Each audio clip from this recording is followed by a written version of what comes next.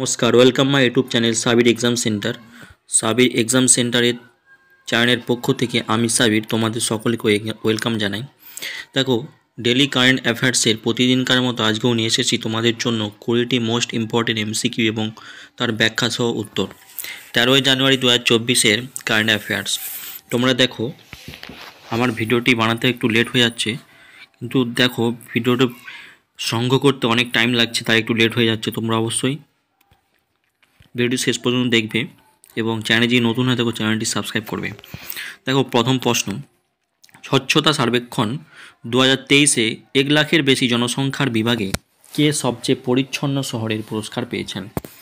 সঠিক অ্যান্সার কিন্তু ইন্দোর এবং সুরাট। এই ইন্দোর, যেটি মধ্যপ্রদেশ, 2023 সালে টানা 7ম বছরের জন্য ভারতের সবচেয়ে পরিচ্ছন্ন শহরের নামকরণ করা হয়েছিল। শহরটি টানা 7 বছর ধরে শিরোপা ধরে রেখেছে।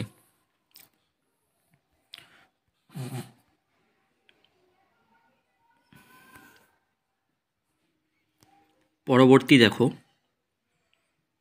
ভারতীয় নৌবাহিনীর বহুজাতিক অনুশীলন মিলন 2024 হতে কোথায় সংগঠিত হবে? এটি সংগঠিত হবে অপশান সি, বিশাখাপত্তনম।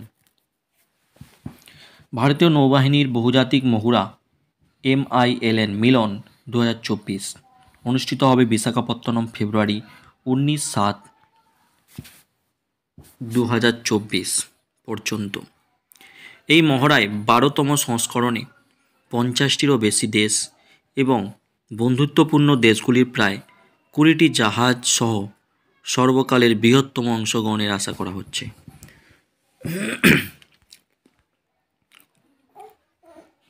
পরবর্তী প্রশ্ন দেখো, জাগ্রেব ওপেন 2024 কুস্তি টুর্নামেন্ট 57 কেজি বিভাগে স্বর্ণপদক জিতেছেন কে?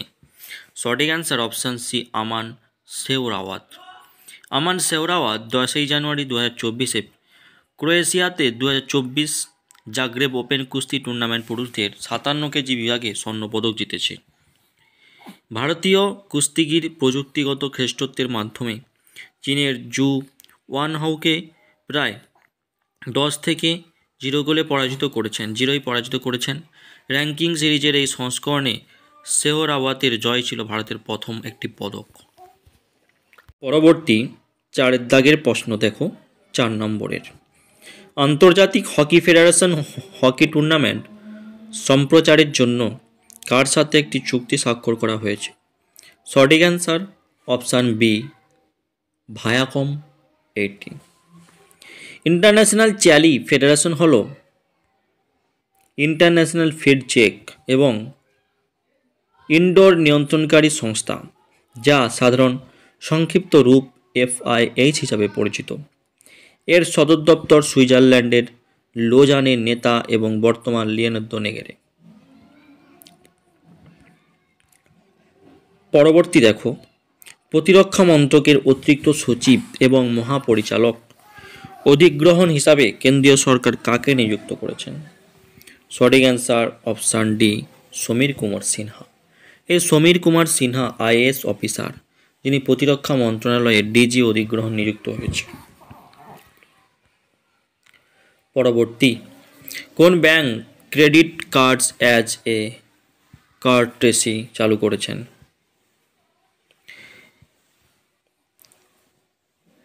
অপশান সি হচ্ছে সঠিক অ্যান্সার। পরবর্তী, ভারতীয় সেনাবাহিনী 2024-কে কী বলে ঘোষণা করেছেন? সঠিক অ্যান্সার অপশান এ, প্রযুক্তি শোষণের বছর। ভারতীয় সেনাবাহিনী 2024-কে প্রযুক্তি শোষণের বছর হিসাবে পালন করবে, কারণ এটি ধীরে ধীরে একটা আধুনিক বাহিনীতে পরিণত হওয়ার চেষ্টা করছে, যা পদাতিক, আর্টিলারি, সাজোয়া ব্যাটালিয়ন জুড়ে ড্রোন এবং কাউন্টার ড্রোন সিস্টেম অন্তর্ভুক্ত করার জন্য একটি নতুন অপারেশনাল দর্শন ভাবে এবং প্রতিষ্ঠিত করবে। পরবর্তী, ক্রেডিট ব্যুরো এক্সপেরিয়ান কাকে ভারতের ব্যবস্থাপনা পরিচালক হিসাবে নিযুক্ত করেছে? সঠিক অ্যান্সার অপশান বি, মনীষ জৈন। এক্সপেরিয়ান তথ্য পরিষেবার একটা বিশ্বনেতা মনীষ জৈনকে ভারতে তার ক্রিয়াকলাপের জন্য কান্ট্রি ম্যানেজিং ডিরেক্টর নিযুক্ত করেছেন।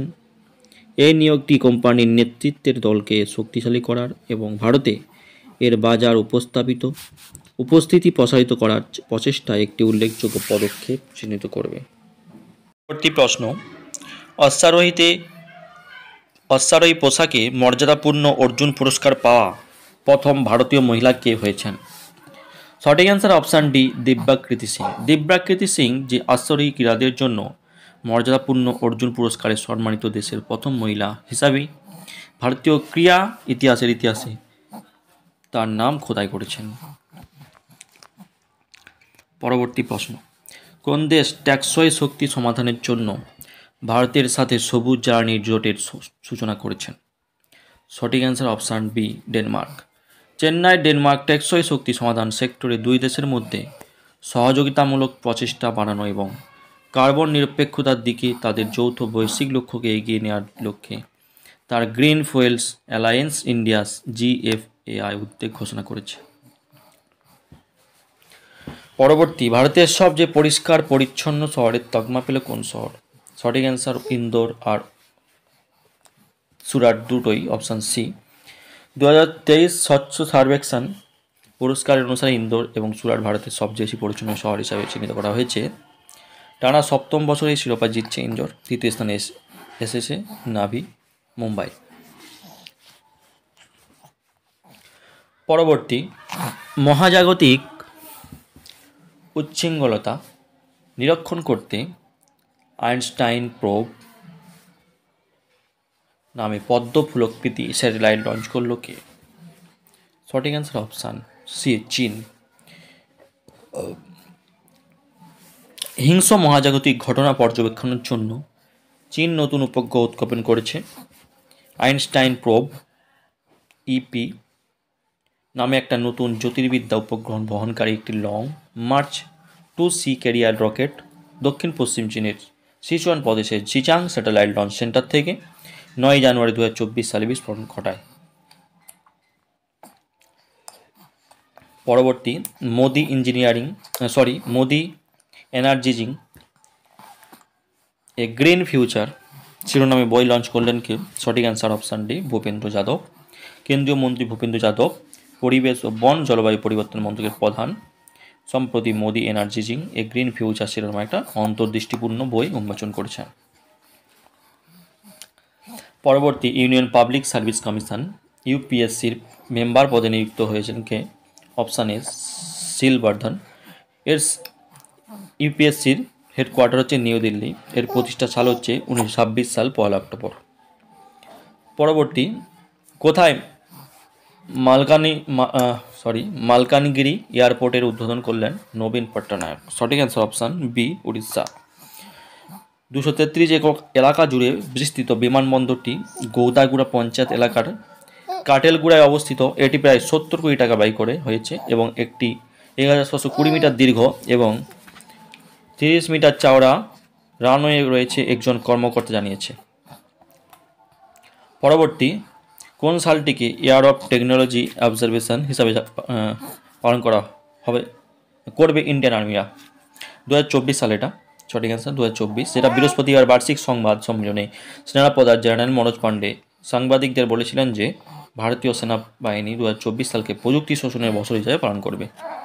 পরবর্তী, ভারতের বৃহত্তম সবুজ ব্রিজ অটল সেতু উদ্বোধন করা হলো কোথায়? সঠিক অ্যান্সার অপশান সি, মুম্বাই। এটি হচ্ছে অটল সেতু। এটি 21.8 কিমি দীর্ঘ। এটি উদ্বোধন করলেন নরেন্দ্র মোদী। পরবর্তী, কোন রাজ্যের মুখ্যমন্ত্রী সেক্রেটারি পদে নিযুক্ত হলেন বাসবরাজ এস? সঠিক অ্যান্সার অপশান এ, ছত্তিশগড়। ছত্তিশগড়ের মুখ্যমন্ত্রী বিষ্ণুদেব সাই এর সচিব হিসাবে নিযুক্ত হয়েছেন IAS অফিসার বাসবরাজু এস।